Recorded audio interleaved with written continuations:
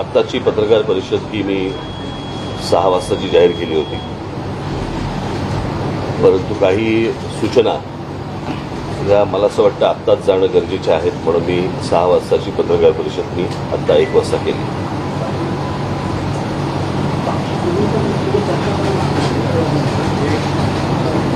आज सकाळपासून मला महाराष्ट्रातल्या विविध भागांमधनं मला फोन येत आहेत. आमच्या नेत्यांना सगळ्यांना फोन येत आहेत. महाराष्ट्राच्या बाहेरूनही अनेक ठिकाणून फोन येत आहेत किंवा माहिती मिळते त्यांची.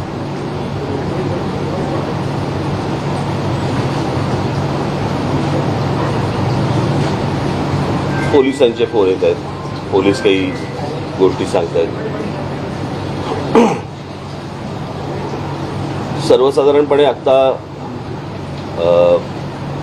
अनेक ठिकाणी आमच्या पदाधिकाऱ्यांना, माझ्या महाराष्ट्र सैनिकांना पोलीस नोटिसेस पाठवत आहेत,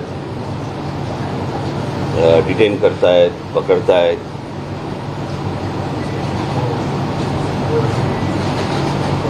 ही गोष्ट फक्त आमच्या बाबतीत का होते एवढाच फक्त आम्हाला प्रश्न आहे.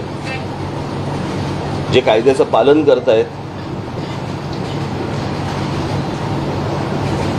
त्यांना तुम्ही सजा देणार, त्यांना तुम्ही डिटेन करणार,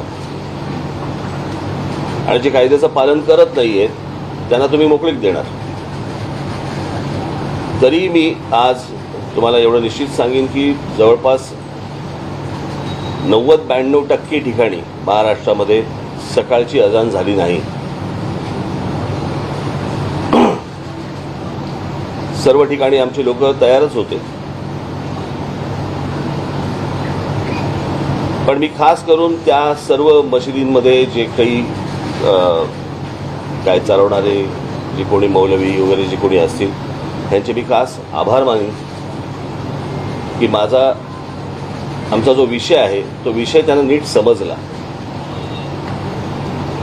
तर मला आत्ता मुंबईचा जो रिपोर्ट आला आहे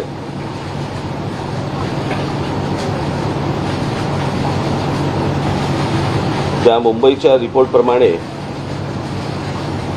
मुंबईमध्ये 1140 मशिदी आहेत आणि त्याच्यापैकी 135 मशिदींवरती सकाळची अजान 5 वाजायच्या आत लावली गेली.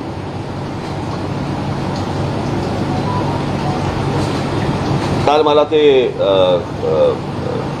विश्वास नांगरे पाटील यांचा मला काल फोन आला होता आणि त्यांनी सांगितलं की आम्ही सर्व मशिदींशी बोललेलो आहोत, त्यांच्या मौलवींशी बोललेलो आहोत, ते कोणी सकाळची अजान लावणार नाही. मग या ज्या 135 मशिदींवरती जी अजान सकाळी 5च्या आत झाली यांच्यावरती आत्ता राज्य सरकार कोणती कारवाई करणार आहे की फक्त आमच्याच मुलांना उचलणार आहे?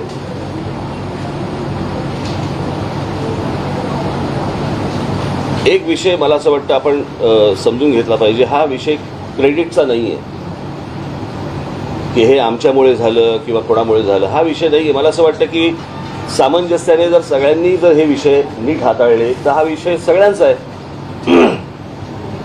म्हणजे हा एकटा क्रेडिट काय बाबा आमच्यामुळे 92% ठिकाणी अजान झाली नाही, मला नाही असल्या क्रेडिट घ्यायची इच्छा पण नाही.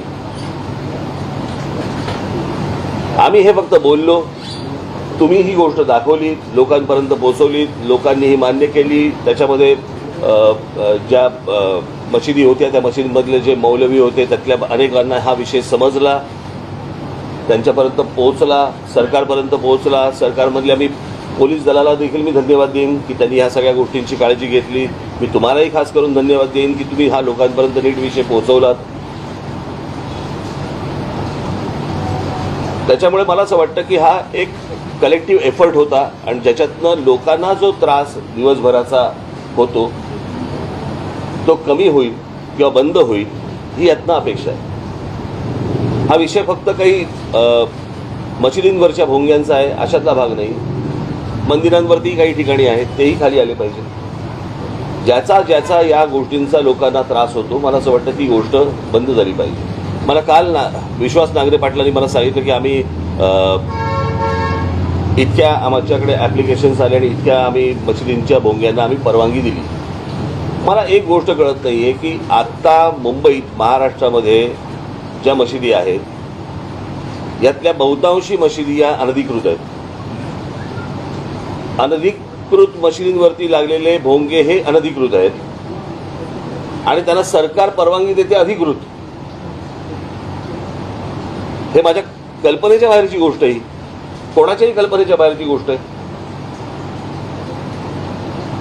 अनधिकृत गोष्टींना तुम्ही अधिकृत परवाने देताय, कशासाठी, कोणासाठी देताय?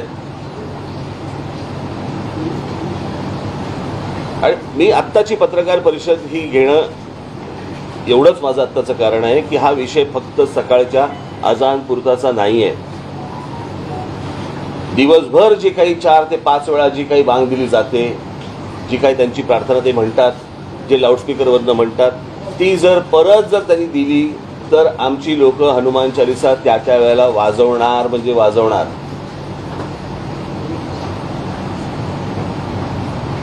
प्रश्न असा आहे की सुप्रीम कोर्टाच्या आदेशाचं पालन जर समजा तुम्हाला करायचं असेल तर सुप्रीम कोर्टाने सांगितलेले डेसिबल्स मी काल माझ्या पत्रामध्ये दिलेले आहेत. साधारणपणे जिकडे लोकवस्ती असते त्या लोकवस्तीमध्ये 45 ते 55 डेसिबलपर्यंत तुम्ही स्पीकर लावू शकता परवानगी घेऊन.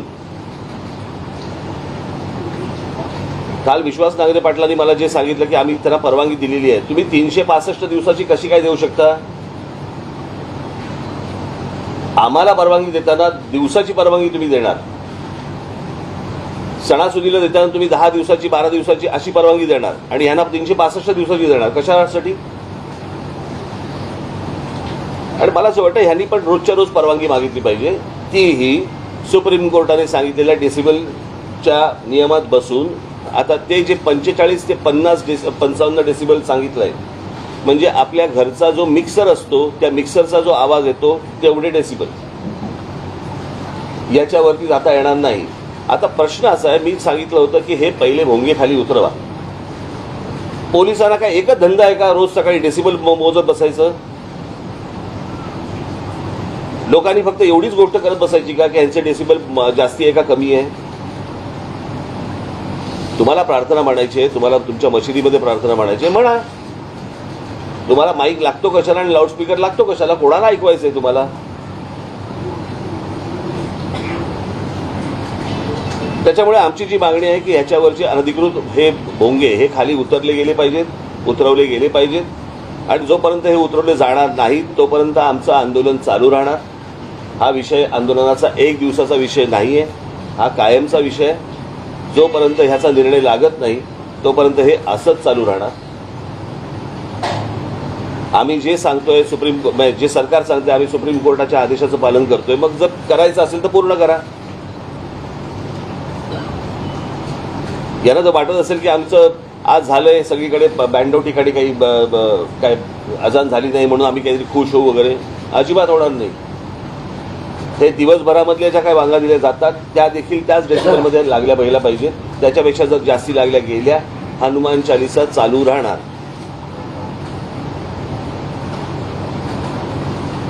यांचा जर या बाबतीत, बरं मी काल पण सांगितलंय, परत एकदा सांगतो, हा सामाजिक विषय, हा धार्मिक विषय नाही.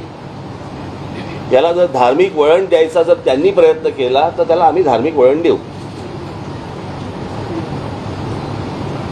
आमची अजिबात इच्छा नाही की कुठे शांतता बिघडावी या महाराष्ट्रातली, देशातली, किंवा कुठे दंगली व्हाव्यात. अजिबात इच्छा नाही, गरज पण नाही. तुमच्या जर लक्षात असेल तर परवा दिवशी माझ्या संभाजीनगरला भाषण चालू असताना ज्या वेळेला तिकडे बांग दिली गेली त्यावेळेला मी हे पोलिसांना सांगितलं. अन्यथा ते जर भडकवायचं असतं तर तिथे काय लेवल प्रकरण झालं असतं मला जरा सांगा. सो आम्ही ही गोष्ट शांततेमध्ये समजून सांगतोय. सरकारनी पण ती गोष्ट ऐकावी, समजून घ्यावी, पोलिसांनी समजून घ्यावी. आता त्या आमच्या लोकांची धरपकड कशासाठी धरपकड करताय मला कळत नाही. मला मोबाईलच्या काळात कम्युनिकेशनची साधनं एवढी सगळ्या बाजूनी असताना तुम्ही माणसं पकडून काय होणार? हातामध्ये काय लागणार तुमच्या? हे अजून 60-70च्या दशकामधला विचार करतायत का की राज ठाकरेचं भाषण सुरू झाल्यावरती तिकडची वीज बंद करा? अरे वीज काय बंद करायची? मोबाईलवरती दिसतं की भाषण. इतका मूर्खपणा हे कुठच्या काळामध्ये जगतायत मला कल्पना नाही. मला आपल्या सर्वांच्या माध्यमातून फक्त मला एवढंच सांगायचं होतं, हा विषय 1 दिवसाचा नाही, माझ्या महाराष्ट्र सैनिकांना पण मला हेच सांगायचं आहे, माझ्या महाराष्ट्रामधल्या माझ्या हिंदू बांधवांना पण हीच मला गोष्ट सांगायची आहे की हा विषय एक दिवसाचा नाही. ज्या ज्या मशिदींमधले मौलवी ऐकणार नाहीत, जिकडे लाऊडस्पीकर लागतील तिकडे हनुमान चालीसा त्याच्या दुप्पट आवाजात लागला गेला पाहिजे. त्याशिवाय हे त्यांना जर समजणार नसेल, आणि मी पोलिसांच्या कारवाईची मी अपेक्षा करतोय की या 135 मशिदींवरती मुंबईतल्या खास करून, महाराष्ट्रातले तिकडचे जे काही कमिशनर असतील ते बघतील, पण मुंबईचे पोलीस कमिशनर, मुंबईचे पोलीस हे या 135 मशिदींवरती काय कारवाई करणार आहेत आणि करणार आहेत की नाही करणार आहेत ते एकदा समजू देत. ते त्यांच्या धर्माला जर समजा घट्ट राहणार असतील तर आम्हाला पण आमच्या धर्माला घट्ट राहावं लागेल.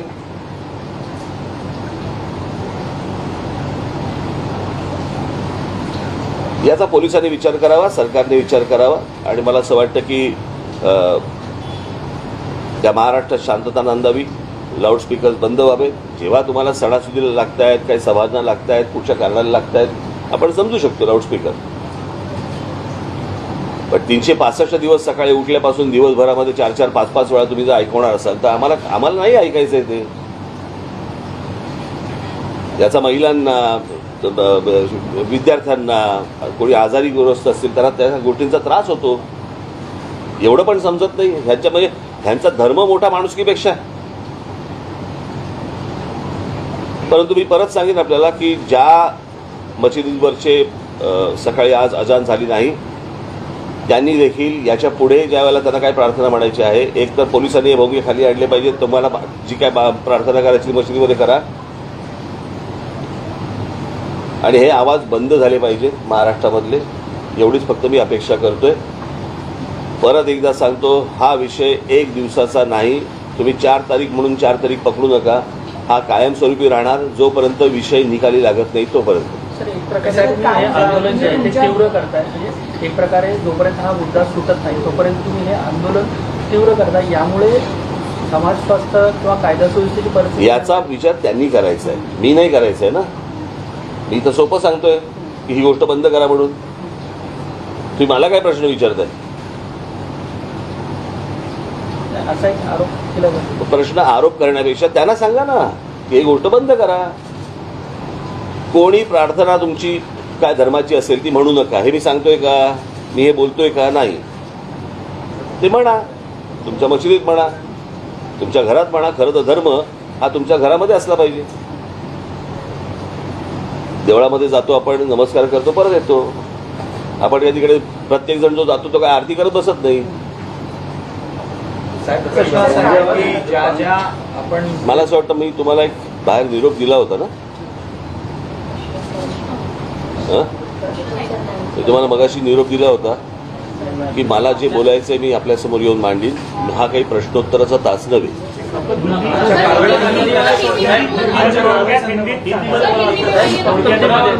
मैंने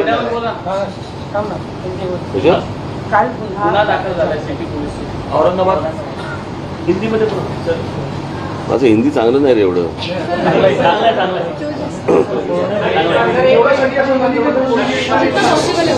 हमारे कार्यकर्ता का धरपकड़े जो चल रहा है,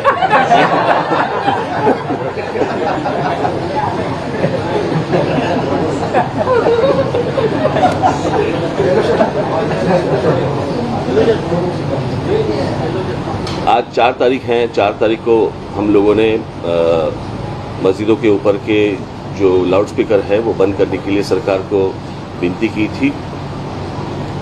और 4 तारीख के बाद हम लोग अगर लाउडस्पीकर चलाए गए तो उसके सामने हम लोग हनुमान चालीसा इस महाराष्ट्र में, देश में लोग चलाएंगे, लाउडस्पीकर के ऊपर चलाएंगे, ये हम लोगों ने कहा था. उसके हिसाब से अगर महाराष्ट्र में आज का मुझे जो समझ आया है, जो सुबह मुझे बताया गया, उसके हिसाब से कुछ 1400 या 1500 कुछ मस्जिदें हैं. और उसके ऊपर से 135 मस्जिदों के ऊपर सुबह 5 बजे के पहले जो सुप्रीम कोर्ट ने जो बताया वो नियम तोड़कर 135 मस्जिदों के ऊपर सुबह अजान लगाई गई लाउडस्पीकर के ऊपर. मैं पूछ रहा हूँ महाराष्ट्र की पुलिस को, इन 135 मस्जिदों के ऊपर आप कौन सी कार्रवाई करने वाले हैं? आप हमारे कार्यकर्ताओं को पकड़ रहे हैं और इनके ऊपर कौन सी कार्रवाई कर रहे हैं। आपको मैं बता दूं कि ये एक दिन का आंदोलन नहीं है, ये जारी रहेगा। और इसके बाद भी जहाँ पे ये जो सुप्रीम कोर्ट ने डेसिबल का जो नियम बताया है, मैंने आपको बताया कि सुप्रीम कोर्ट ने जो बताया है कि 45 से 55 तक डेसिबल होना चाहिए लाउड स्पीकर का। 45 से 55 डेसिबल का लाउड स्पीकर होना चाहिए। इसका मतलब है हमारे घर में हम लोग जो मिक्सर लगाते हैं, ग्राइंडर मिक्सर जो लगाते हैं, उसका जो आवाज़ रहता है उतना आवाज़। अगर इसके आगे जाएंगे तो उनके ऊपर कार्रवाई होनी चाहिए। ये सुप्रीम कोर्ट ने कहा है, मैं देख रहा हूँ कि कार्रवाई हो रही है या नहीं हो रही है, होगी या नहीं होगी, या सिर्फ हमारे ऊपर होगी। हम इस देश में, महाराष्ट्र में शांतता चाहते हैं, कोई दंगा फसाद नहीं चाहते। हम सिर्फ चाहते हैं कि जैसे मस्जिदों के ऊपर है, अगर इलीगली अगर मंदिरों के ऊपर भी होगा वो भी निकालो आप। ये विषय सामाजिक है, ये धार्मिक विषय नहीं है, ये पहले समझ लो आप। और उसके हिसाब से मुझे लगता है किसी भी सरकार को इस देश में, किसी भी राज्य सरकार को या वहाँ की पुलिस को इस तरह की एक्शन उनको लेनी चाहिए। अगर आप सुप्रीम कोर्ट का अगर आप कंटेम्प्ट ऑफ कोर्ट कर रहे हो तो सुप्रीम कोर्ट इसके आगे क्या करने वाली है ये भी मुझे देखना है। कि एक बार फैसला सुना देती है आप, और फैसला सुनाने के बाद अगर नीचे जो सरकारें हैं वो उसका इम्प्लीमेंटेशन अगर नहीं कर रहे हैं तो फिर फायदा क्या है सुप्रीम कोर्ट का। सुप्रीम कोर्ट का डिसीजन है, डिसीजन के बाद अगर सरकारें नहीं मानती तो क्या करेंगे आगे। और जब निवेदन की भाषा जब नहीं समझ में आती तब आंदोलन की भाषा शुरू हो जाती है। और इसके लिए आंदोलन है, ये एक दिन का आंदोलन नहीं है, ये चालू रहेगा जब तक ये आवाज़ें लाउडस्पीकर बंद नहीं होते, तब तक ये चालू रहेगा। ठीक है।